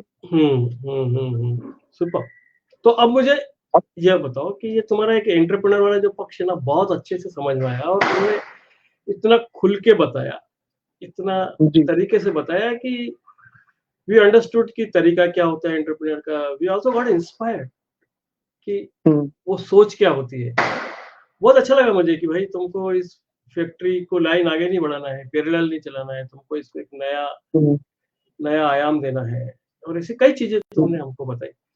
अब मुझे ये भी जानना है कि गेसू में हम जब तुमको जानते हैं ना, तो सबसे पहले हम तुमको जानते हैं कि ये तो कम्युनिटी वॉलंटियर है, ये सबकी सेवा करते हैं, सबका साथ देते हैं, सबकी मदद करने के लिए आगे बढ़ते हैं। ये पक्ष तुम में कहाँ से आया? दादी। ओके, ओके, और बड़े मामा, ओके। थोड़ा नाना जी, ओके, पता था उनके कैसे। दादी, जो मेरे पिताजी और मेरी बुआ है, ये 9 बच्चे थे मेरे दादी के। ओके। बट में आज भी आप महू चले जाओ, इंदौर के पास में जो महू नाम की जगह है, वहाँ आज भी जाके अगर आप किसी पुराने व्यक्ति से मेरी दादी का नाम लेके बात कर लो तो किसी को कोई नहीं पहचानेगा, मेरी दादी को दुनिया पहचानेगी। ऐसा क्यों? सोशल वर्क, किसी के घर में कोई दिक्कत हो दादी पहुंच जाएगी, किसी के घर में कोई प्रॉब्लम हो, कोई कि कोई विवाद हो गया हो, सुलझाना हो तो दादी को बैठा लेंगे। कोई हॉस्पिटल में कोई दिक्कत है, उस समय कोई इतना पॉपुलर नहीं था कि जो बच्चे पैदा होते थे, जो जन्म लेते थे, वो हॉस्पिटल में होते थे, कईयों के घर में भी होते थे। तो वो सारा मैनेजमेंट दादी का। ओके। हाँ, दादी का ये था कि भैया नहीं, कुछ तो करो। ओके। कुछ तो करो। वो गुण पिताजी में आए। किसी के लिए हेल्प करो। तुम किसी का, वो मेरे को बचपन में बोलते थे, अच्छा तुम किसी का कुछ नहीं कर सकते ना, तुम किसी को पैसा नहीं दे सकते ना, तुम किसी को पढ़ा नहीं सकते ना, तुम किसी की हेल्प नहीं कर सकते ना, तो एक काम करो, कोई बिना पढ़ा लिखा है ना, उसका फॉर्म भर दो तुम। ओके। तुम कहीं गए हो और कोई व्यक्ति आया है जो अंगूठा छाप आदमी है, जो बिना पढ़ा लिखा है, और वो अगर तुमको आके रिक्वेस्ट करता है कि भाई साहब मेरा फॉर्म भर दीजिए, तो भैया जी उसको करके आना पड़ेगा आपको। ओके। आप उसको इग्नोर मत करो। ओके। वो भी आपका एक कंट्रीब्यूशन है। बिल्कुल। तो ये सोच कि जरूरी नहीं है कि पैसा ही होना चाहिए किसी की हेल्प करने के लिए। हाँ, बिल्कुल है, बिल्कुल है। In what ever form but you help someone. बस करते चलो और उसको गिनो मत। ओके। और बताओ मत। ओके। मेरे फादर क्या करते हैं मुझे नहीं पता। अच्छा। ओके। क्या सोशल सर्विस करते हैं मुझे नहीं पता, और मैं क्या सोशल सर्विस करता हूँ वो मेरे फादर को नहीं पता। ओके। हाँ, कोइंसिडेंस क्या होता है कि हम दोनों कभी कॉमन में एक ही गाड़ी में बैठ के किसी कार्यक्रम में चले गए, और वहां किसी ने टोक दिया, अरे भाई साहब बाबूजी ने तो ऐसा किया, तो पता चलता अरे बाबूजी ने ऐसा किया। ओके। कर दिया हो यार भैया, बाबूजी का काम है, अब मैं क्या बोलूंगा उसमें। तो ये तुमने कहा दादी, ये तो दादी की जो सीख है वो तुम्हारे पिताजी के पास आई, तुम्हारे पास आई। हाँ, लेकिन साथ में तुमने मामा जी का नाम भी लिया। हाँ, नाना जी, पहले नाना जी डॉक्टर थे। हाँ। उस जमाने के सरकारी सर्जन थे। ओके। अब वो सरकारी नौकरी होने के कारण से उनकी लिमिटेशन थी। तो वो क्या करते थे कि जो ड्रग के सैंपल आते हैं ना, जो डॉक्टर्स के जो सैंपल आते हैं, जो ये एमआर लोग देके जाते हैं, उससे वो दूसरे गरीब लोगों का इलाज कर दिया करते थे चुपचाप। कि भाई तेरे पास में पैसा नहीं है, तू सरकारी अस्पताल की लाइन में नहीं खड़ा हो सकता है, तेरे घर में कोई मजबूरी है, परेशानी है, तो चल मैं तेरे घर आ जाता हूँ, let me come to your house. Okay. और फिर उन्होंने एलोपैथिक सर्जन होने के अलावा उन्होंने होम्योपैथी भी सीख ली। ओके। क्योंकि उस समय होम्योपैथी की दवाई इतनी पॉपुलर नहीं थी, सस्ती थी। आज की तारीख में तो होम्योपैथी की दवाइयां भी बहुत महंगी हो गई है। तो वो एक अल्टरनेट मीन से वो दूसरों की हेल्प कर दिया करते थे। बड़ी बड़ी उन्होंने क्रॉनिक डिजीजेस को होम्योपैथी से उन्होंने सॉल्व किया है लोगों की। क्या बात है। तो होम्योपैथी में कोई साइड इफेक्ट नहीं होता है, एलोपैथी में ट्रीटमेंट होता ही नहीं है, एलोपैथी में तो आप उस सिम्टम्स को दबा देते हो। तो उनका कहना था कि यार मेरे को तो हेल्प करनी है यार, और मैं सरकारी नौकर हूँ, तो मेरी एक लिमिटेशन है। कोई भी मेरे ऊपर कुछ भी आरोप लगा देगा कि डॉक्टर साहब ऐसा करते हैं, डॉक्टर साहब ऐसा इन्फ्लुएंस करने की कोशिश करते हैं। तो इसका अल्टरनेटिव मेथड क्या है?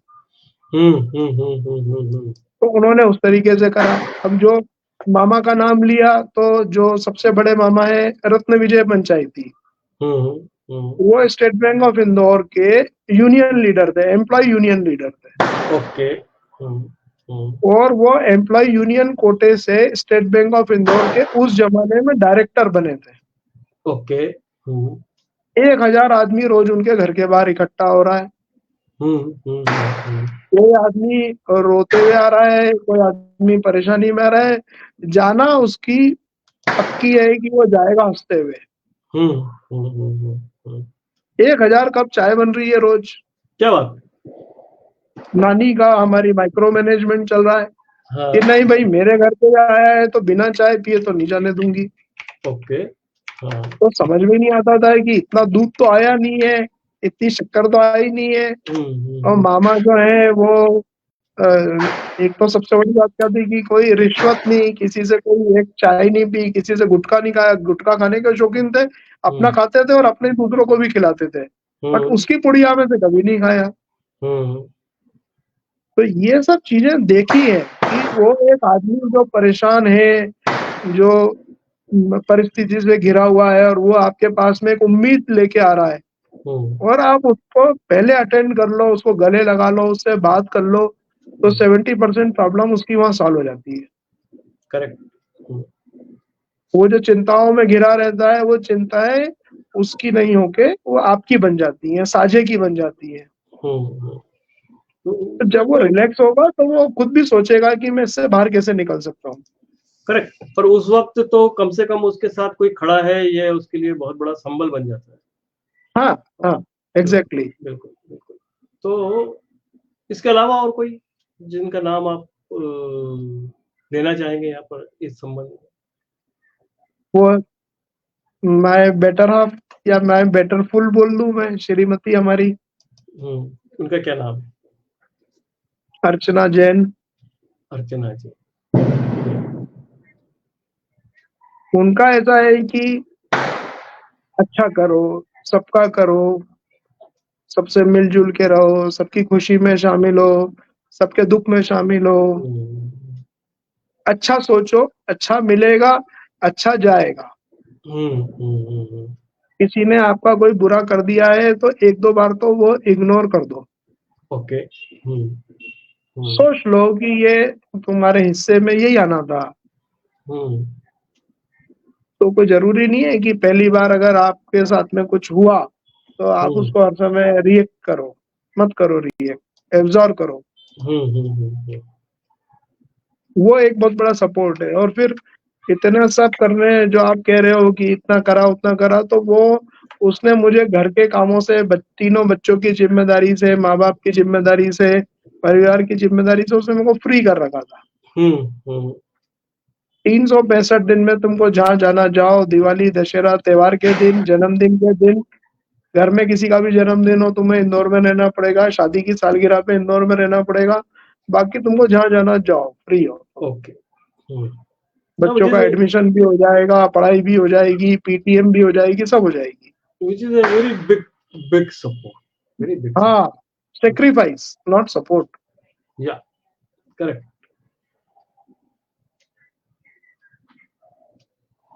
So that is the last name that you would like to add. किसके लिए? समाज सेवा के लिए? हाँ। नहीं, मैं कहूंगा कि ये समाज सेवा आपके अंदर आने के लिए, इसका भाव आने के लिए, सबसे पहले आपको एक हार्ड वर्किंग और एक ईमानदार आदमी होना चाहिए। ओके।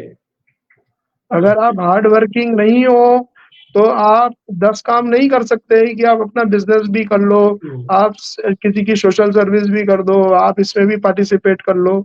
और ईमानदार होना, क्योंकि कई जगह सोशल सर्विस में कोयले की दलाली में हाथ काले हो जाते हैं, ब्लेम लग जाता है कि यार इनने 2 रुपए इकट्ठे किए, 25 में से जेब में रख लिए, ऐसा कर लिया, वैसा कर लिया।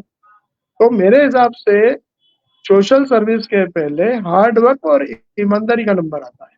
तुम बहुत बड़ी बात कर रहे हो दोस्ती, मतलब ये बहुत बड़ी बात है। हाँ, बिल्कुल फैक्ट है ये। मेरे लाइफ में इस मामले में फंडे बहुत क्लियर है। ये बहुत इंपॉर्टेंट चीज है कि अगर आप हार्ड वर्क नहीं करते हो, सच बात है, अगर आप खुद का ही काम नहीं कर पाओगे, उसी में लेजी रहोगे, तो दूसरों का कैसे करोगे? ओके, बस वो वाली बात। और कहीं ना कहीं अब तुम बिजनेस में भी हो, सफल बिजनेस कर रहे हो, तुम्हारे हाथ में कुछ रिसोर्सेज भी हैं। देखिए, मदद करने के लिए एक तो ये है कि आप किसी के साथ खड़े हो सकते हैं, पर कई बार खाली खड़े होने से काम नहीं चलता। खड़े होने वाले कई लोग होते हैं, लेकिन आपको कुछ कंट्रीब्यूट भी करना पड़ता है, फाइनेंशियली भी कभी-कभी करना पड़ता है। और अगर आप सक्सेसफुल हो, तो आपके पास वो आज़ादी भी होती है कि आप बिना हिचक के किसी को की मुट्ठी में चुपके से कुछ रख सकते हैं। नहीं, कोई ज़रूरी नहीं है। हाँ। पिताजी ने जब मेरी पहली बेटी हुई, तो पिताजी ने बोला है कि तुम एक बच्चे को पढ़ाने की ज़िम्मेदारी लो। दूसरी बेटी हुई तो पिताजी ने धीरे से बोला, यार एक और बढ़ा लो। अच्छा। बेटा हुआ तो बोले, यार एक और बढ़ा लो। अच्छा, तो अब ये 3 दूसरे बच्चों को भी पढ़ाने की ज़िम्मेदारी तुम्हारी हुई? मुझे नहीं पता, वो अज्ञात है। अच्छा, ओके। हाँ, मुझे उनसे नहीं मिलना है। Okay, okay. हाँ, मेरे को उनको ऑकवर्ड फील नहीं कराना है। ओके। उनकी ज़िंदगी में कभी उनको ये एहसास नहीं होना चाहिए कि इस आदमी ने हमारी हेल्प करी, या इसने हमारे साथ ऐसा किया कि इसने हमारे को ये ऐसा करवाया। पर कैसे करते हो फिर? हो जाता है, बहुत सारे चैनल्स हैं। तो ज़रा बताओ ना, दूसरों को भी समझ में आए। बहुत सारे मोड होते हैं सर, आपके समाज के मोड होते हैं, बहुत सारे संस्थान होते हैं ऐसे, बहुत सारे एसोसिएशन होते हैं ऐसे, जो कि मतलब आपको ये पता चल जाता है कि हाँ, फलाने स्कूल के फलाने बच्चे की आप काम कर रहे हो। ओके। और वो हमसे पूछते हैं, आपको मिलना है? मैं तो मना कर देता हूँ, मुझे नहीं मिलना। ओके, करेक्ट है। हम क्या करेंगे मिलके? हाँ।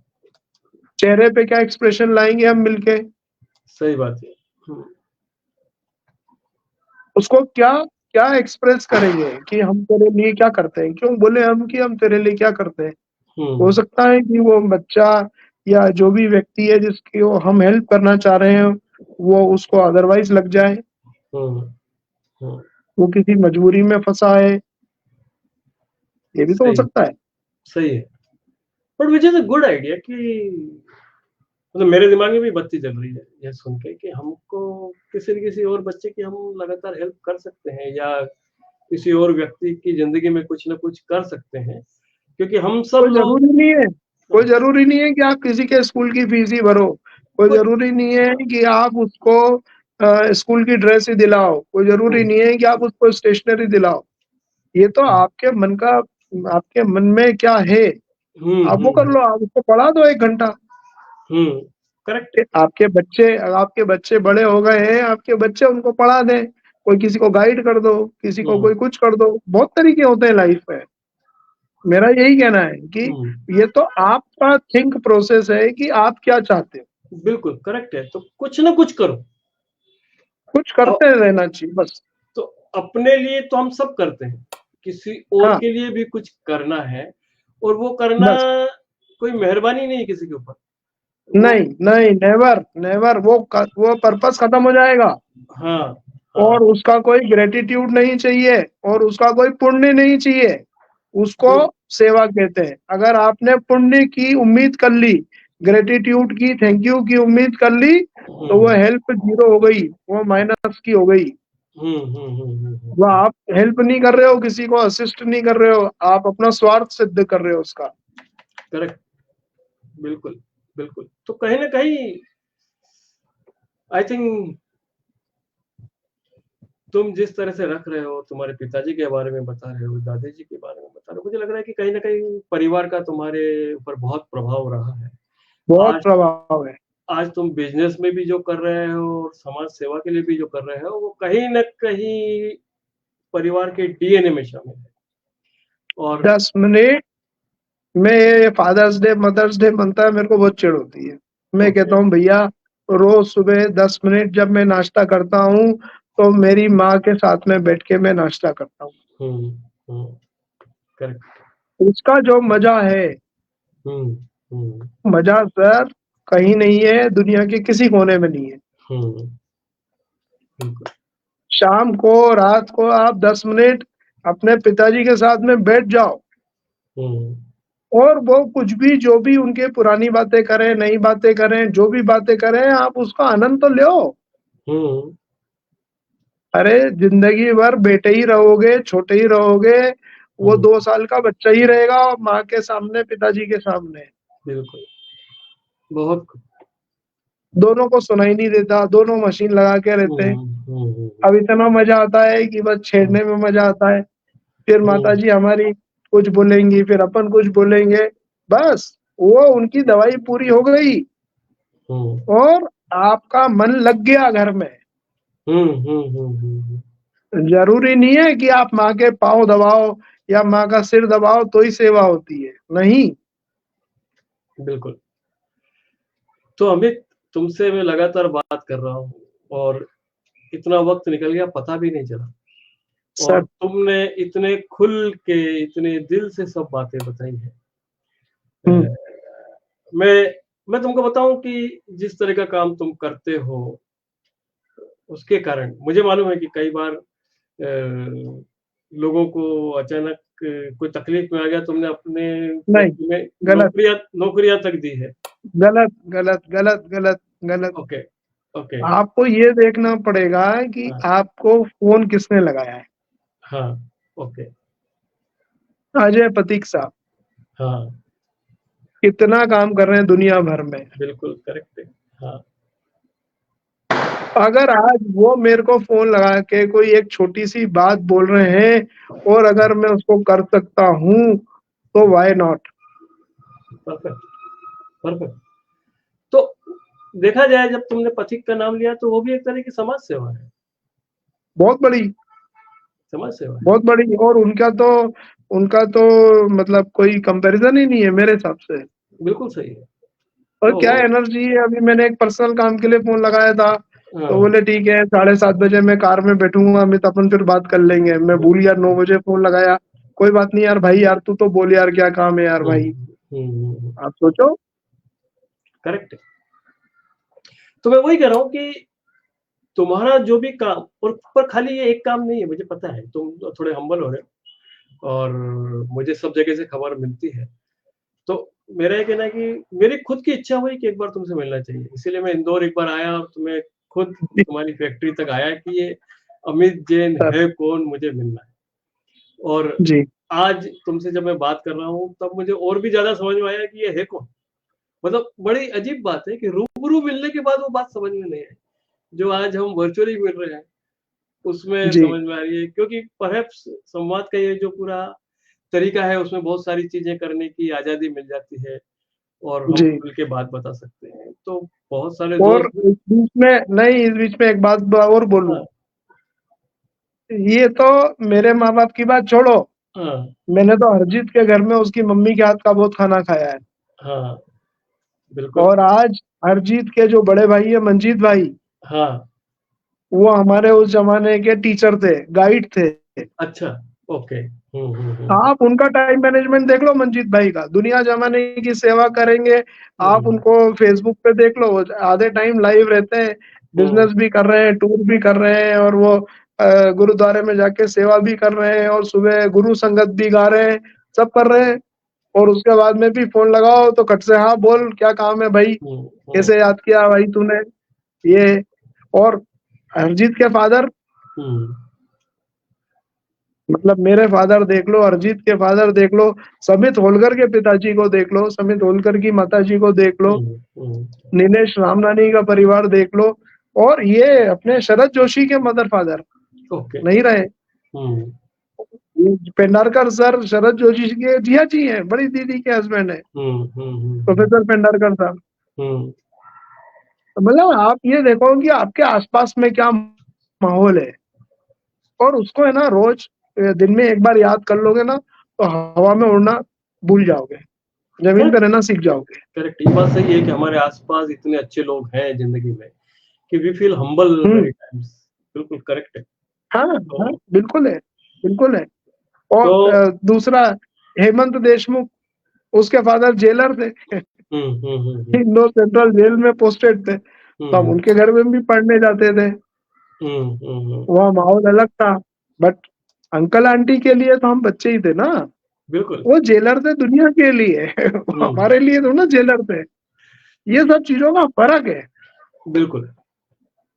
तो अमित, तुमसे ये बात चलती रहेगी और मुझे खुशी है कि हम लोग इंदौर आ रहे हैं सब। और तुमसे बहुत से लोग मिलना चाहेंगे, तो थोड़ा टाइम अलग से रखना। गेसु संवाद का सुबह सेशन भी हम वही कर रहे हैं, और पटेल सर जो हमारे पहले स्पीकर है, उन्होंने मुझे बोला है कि वो भी आएंगे, वो आज हमारे साथ मौजूद है।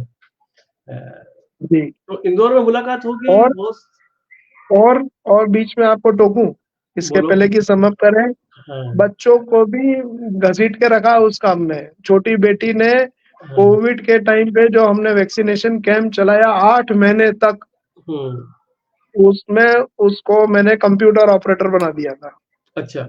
जो आएगा उसका रजिस्ट्रेशन करो। दुनिया ने खूब चिल्लाया कि तुम पागल हो, ये जितने 2000 लोगों को रोज वैक्सीनेशन हो रहा है, ये कौन सी बीमारी से पीड़ित है, कौन कोविड है, कौन नॉन कोविड है, कौन अस्थमा का मरीज है, और तुमने अपनी लड़की को फ्रंट डेस्क पे बिठा दिया और उसको कीटाणु लग जाएंगे और ये करो और वो करो। मैंने कहा देखो साहब, जो होना होगा वो तो घर में भी हो जाएगा। सही बात। ये कोई डेफिनेशन नहीं है कि जो घर में रहेगा उसको कोविड नहीं होगा, जो घर के बाहर रहेगा उसको कोविड होगा। मैंने तो कर, और उसको इतना मेंटल पीस मिला, इतना मेंटल पीस बना कि सवाल ही नहीं उठता। ये तुम बड़ी बेटी की बात कर? छोटी बेटी कशिका की? कशिका की बड़ी बेटी तो आर्टिस्ट है। अच्छा। वो सब इन कामों में नहीं है। वो मनमोजी है। छोटी बेटी कशिका, उसको मुख्यमंत्री जी ने, उसको इंदौर के कलेक्टर जो थे उस समय अपने ये मनीष सिंह साहब, शंकर लालवानी जी सांसद एमपी, और मुख्यमंत्री जी ने, उन्होंने तीनों ने उसका सम्मान किया। उन्होंने बोला कि ये हम तेरे पिताजी को तो जानते हैं कि तेरे पिताजी जो है वो जुनून वाले हैं या जो भी हैं, बट ये तेरे में भी कीड़े आ गए, अंदर इंजेक्ट हो गए। तो बोले भैया हम सेटिस्फाइड हैं कि ये चेंज चल रही है, अभी चेंज चल रही है, चलती रहेगी। और आई थिंक चलती रहेगी। तुमसे बात करने के बाद, सुनने के बाद, कुछ न कुछ रूप में बहुत सारे लोग समाज के लिए कुछ न कुछ करना आज से चालू करेंगे, ये मुझे पूरा भरोसा है अमित। और मेरी बहन भी है एक। अच्छा, बताओ हाँ, उनके बारे में। कोविड में मेरे को एक बहन भी मिली। अच्छा, मिली? हाँ मिली।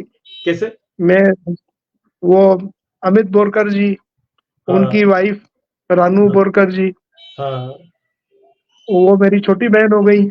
ओके, कैसे हो गई? तो ऐसे नहीं है, कैसे बस ऐसे ही हो गई कि कोई एक, वो अपने ग्रुप में कोई आया था कि एक लेडी है, उसको जो है वो प्रॉब्लम में है, and she is young and smart, and उनको कोई ऐसी सिक्योरिटी वाली टैक्सी चाहिए कि वो अपने घर से हॉस्पिटल चले जाए। और चूंकि सुनसान रास्ते हैं, लॉकडाउन लगा हुआ है, तो उनको कोई दिक्कत नहीं आए, कोई मिसबिहेव नहीं हो जाए। तो मैंने डाल दिया है कि यस टैक्सी इज अवेलेबल। भेज दिया अपने ड्राइवर को, जा। या मैंने सुना है, कनेक्शन, मैंने पढ़ा भी। कनेक्शन चाहिए ना आपको, लाइफ में कनेक्शन चाहिए। बिल्कुल। और आपको जीने का सहारा चाहिए, जीने का सहारा चाहिए, जीने का इरादा चाहिए। तो मेरा ख्याल है वही जो हुआ था, उसको देखकर सुनकर फिर मैं भी इंस्पायर हुआ, और मैंने तुम्हारे बारे में और तुम्हारी पत्नी के बारे में कॉलम भी लिखा अखबार में। हाँ, वो भी बड़ी कहानी है। वो प्रॉब्लम क्या हुई थी कि हमारी फैक्ट्री के अंदर 100 आदमी काम करते थे, 2 फैक्ट्री के अंदर। एक हमारी लेडी वर्कर आई शाम के टाइम पे, कोविड फर्स्ट वेव की बात है सर। उसने बोला कि साहब मेरी सास जो है ESIC हॉस्पिटल में भर्ती है और ऑक्सीजन की कमी हो रही है, ऑक्सीजन अवेलेबल नहीं है। शायद फर्स्ट वेव नहीं, सेकेंड वेव की बात है सर, फर्स्ट वेव की नहीं, सेकेंड वेव। और भाई साहब मेरे को आप एक सिलेंडर करा दीजिए, क्योंकि वो सरकारी हॉस्पिटल में सिलेंडर की मारामारी है। डॉक्टर ने कहा है कि आप सिलेंडर ले आओगे तो हम आपकी सास को ऑक्सीजन दे देंगे, नहीं तो भैया भगवान मालिक है इसका, महिला का।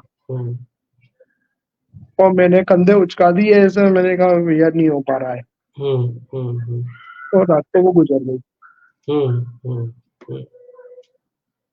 अगले दिन मैंने, जब मैं फैक्ट्री आया तो मेरे को मेरे सुपरवाइजर ने बताया कि बॉस, वो जो अपने यहाँ वो लेडी वर्कर है उसकी सास रात को गुजर गई, और वो उसकी बॉडी को गांव लेके चले गए, और वो 12 दिन तक छुट्टी पे रहेगी। ओके। अरे यार, मैंने कहा ये क्या हो गया। अपन कहते हैं अपन इतने बड़े वाले हैं, इतने रिसोर्सफुल हैं, साला अपन एक सिलेंडर की व्यवस्था नहीं कर पाए। घर पहुंचे रात को तो खाना ही अंदर नहीं जा रहा है। अब वो जो हमारी श्रीमती है उन्होंने पकड़ लिया कि भैया क्या बात है, तुम्हारे मन में क्या हो रहा है। तो मैंने कहा यार मैं बड़ा गिल्टी कॉन्शियस हो गया हूँ। तो बोला कोई बात नहीं, चलो अपन एक दूसरा काम करते हैं, अपन अगले 60 डेज या 90 डेज तक किसी एक व्यक्ति की हेल्प करेंगे। ओके। तो मैंने कहा भैया कैसे करेंगे। बोले किसी भी तरीके से करेंगे। तो वो डॉक्टर रवि डोसी उस समय सुपर स्पेशलिस्ट है आज भी, उस समय वो बहुत पॉपुलर थे। तो हमने रवि डोसी साहब से जाके बात करी कि हम ऐसा ऐसा काम करना चाहते हैं। उन्होंने बोला ओके मैं आपको अपॉइंटमेंट दूंगा, आप किसी को भी लाना। ओके। मेडिकल वाले से बात करी, भैया 30% डिस्काउंट में दवाइयाँ चाहिए। बोले ठीक है मैं दूंगा। गाड़ी कौन चलाएगा, मैंने कहा मैं चलाऊंगा। ड्राइवर हमारा भाग गया छोड़ के, बोले बाबूजी तुमको पागलपन सवार है, मैं मर जाऊंगा। मैंने तू जा छुट्टी कर। किसी को खांसी हो रही है, किसी को ये हो रहा है, किसी को वो हो रहा है, करते रहो, चेन चलाते रहो। कहाँ से आएगा कहाँ से जाएगा पता नहीं। और एक दिन ऐसा आया कि मेरे एक रिलेटिव के 6 फैमिली मेंबर हॉस्पिटल में भर्ती हो गए। 36 रेमडेसिविर इंजेक्शन चाहिए थे। 36 भाई 6 आदमी पे 6, 36 चाहिए थे। तो पता चला है कि मेरे पास में लाइन लग गई। गुंजन सिद्धा साहब लाइन पे आ गए, आपके सिद्धार्थ धवले जी आ गए, अमोल नागर जी आ गए। तो चेन ऐसा, लोगों के ज्यादा फोन आ रहे हैं, ले अमित 1 इंजेक्शन, ले अमित भाई लो अमित सर 4 इंजेक्शन। चेन है, सर्कल है। बिल्कुल बिल्कुल। घुसो तो सही, पार्ट तो बनो, बाहर से देखने से कुछ नहीं होगा। Very inspiring Amit. मतलब this is fantastic. I am feeling so. ऐसे बहुत किस्से हैं सर, बहुत किस्से हैं ऐसे। तो अपन इंदौर में बद्रीनाथ ट्रेजेडी में एक आखिरी, बद्रीनाथ ट्रेजेडी में मेरे माँ बाप फंस गए 2013 में। मैं IOCL का डीलर, पूरी IOCL खड़ी हो गई मेरे लिए हेल्प करने के लिए। क्या बात है, क्या बात है। जोशीमठ में जिस IOCL डीलर का पेट्रोल पंप बाढ़ में बह गया सर, जब मेरे फादर को इंडियन एयरफोर्स रेस्क्यू करके जोशीमठ एयर बेस पे लेके आया, तो जिस व्यक्ति का पूरा घर पेट्रोल पंप बह गया था, परिवार में नुकसान हुआ था, वो मेरे पिताजी के लिए बिना प्याज लहसुन गोभी का खाने का टिफिन लेके वहां पर खड़ा था। क्या बात। तो मैं कहाँ लगता हूँ? सही बात। मैं कहाँ लगता हूँ? बिल्कुल। तो ऐसी बहुत सारी चीजें हैं सर। और फिर मने तो सब करते चलो, जीवन तो एक ही मिला है। और आज कैपेबल हो तो कर लो, कल हाथ पांव से कैपेबल नहीं रहोगे, शक्ति नहीं रहेगी, दिमाग की शक्ति नहीं रहेगी, दूसरे कामों में उलझ जाओगे तो रिग्रेट ही रहेगा। इसी कारण से मेरी वाइफ कहती है कि मिस्टर जैन, मेरे को मिस्टर जैन बोलती है वो। अच्छा। मिस्टर जैन तुम्हारी लाइफ में कोई रिग्रेट मत रखना, तुम जो मन में आए सब कर लो। क्या बात है, क्या बात। तो मिसेस जैन से हमको जो करना है सब कर। मिसेस जैन से भी हमको बिल्कुल आइए। वो बहुत बड़ी मेरा जो है वो स्ट्रॉन्ग पिलर है। Super super. वो खुश रहने वाली है, उसको कुछ नहीं चाहिए। वो कहती है सुबह 2 रोटी दाल, शाम को 2 रोटी दाल, और सबसे इम्पोर्टेंट तुम्हारा साथ। बहुत बढ़िया। What an interesting, what an inspiring session with you Amit. और मैं तुम्हारी परमिशन से अभी इसको यहाँ पे पॉज करने वाला हूँ। जी जी सर। क्योंकि मेरा जो प्लेटफॉर्म, टाइम तो बहुत है, लोग सब हमारे साथ जुड़े हुए हैं, लोग सुनना चाहते हैं, मैं सुनना चाहता हूँ। प्लेटफॉर्म की अपनी कुछ लिमिटेशंस है ना? मैं समझता हूँ। But that's fantastic, that's fantastic. और तुमसे फिर मुलाकात होती रहेगी। यही काम तुम करते रहो, लोगों को इंस्पायर करते रहो। जय हिंद, जय भारत। और आज यहाँ पर विराम लेते हैं। जय गेसु। जय गेसु इम्पोर्टेंट है सर। बिल्कुल सर, उसी के कारण तो हम सब जुड़े हुए हैं। और गेसु और आप लोगों का कमिटमेंट भी कोई कम नहीं है। मुझे पता है आप कितने बिजी रहते हो, और मुझे पता है कि ये बिहाइंड द कर्टन क्या एफर्ट्स होते हैं खीमेसरा साहब के, आपके सब लोगों के, आपकी टीम के, वो हमको भी समझ में आता है सर। हमको भी तो मजा आता है। आपको भी सैल्यूट है सबकी तरफ से। पूरी टीम की तरफ से मैं ग्रहण कर रहा हूँ इसको, क्योंकि जी सर। तो फिर संवाद में मुलाकात होगी। 100वां संवाद इंदौर में पोहे जलेबी के साथ मनाया जाएगा और यस सर। धूमधाम से मनाएंगे, क्योंकि मुझे कभी कभी लगता है कि सोचा नहीं था कभी 100 सेशन होंगे, और अभी तो ये 100 के बाद कोई रुकने वाले तो है नहीं, अभी तो हमारे बहुत दोस्त नहीं हैं नहीं। जिनके साथ हम बात करेंगे। तो धन्यवाद। तुमसे जुड़े हुए जितने भी लोग हैं उन सबको मेरा सलाम कहना हमीद, जी और सर। सर एक बार फिर मुलाकात करेंगे। हो सकता है कि मेरी वाइफ और बच्चे कोई रिलेटिव लाइव हो, तो आई डोंट नो कि कौन है अभी, आई थिंक कौन देख रहा है कि नहीं। कशिका शायद लाइव थी, मैंने लिस्ट में देखा था, है ना। और ओके। अभी भी है, इशिता भी है। हाँ, इशिता मेरी बड़ी बेटी है, वो अभी दुबई में है। हाँ, उनको फ्लाइट पकड़नी है रात की। बेटी और दामाद तो जो है वो इंदौर आ रहे हैं दिवाली पे। तो बहुत वो बढ़िया। बोले कि नहीं, हम तो एयरपोर्ट पे से देखेंगे। ये कशिका भी है सर। हाँ, है ना। तो कशिका ने बहुत काम किया, कशिका ने बहुत काम किया, मैं इसलिए बहुत पूछा काम। क्योंकि पिछले दिनों मेरी बात भी हुई थी कशिका से। हाँ हाँ जी सर। तो सर तो I would say fantastic work you are doing, all of you. आप सबको सलाम है, और आपसे जुड़े हुए जितने लोग हैं उन सबको सलाम है। पूरे जी गेसों की सर। तरफ से सलाम है, सिर्फ मेरी तरफ से नहीं। तो ये बनाए रखिए, सर इस एनर्जी को सबके साथ बांटते रहिए। बिल्कुल धन्यवाद। सर। तो जय गेसु, जय महाकाल, जय हिंद, जय भारत, सबकी जय हो। यही जी पॉजिटिविटी के सर। साथ हम आगे बढ़ते रहेंगे। थैंक यू जी so sir. Much. Thank you thank you दोस्तों। सर। आप भी हमारे साथ इसी तरह जुड़ते रहिए, और हम संवाद का अगला सेशन फिर लेके आ रहे हैं। Very exciting session, just wait for it. Bye sir. Bye.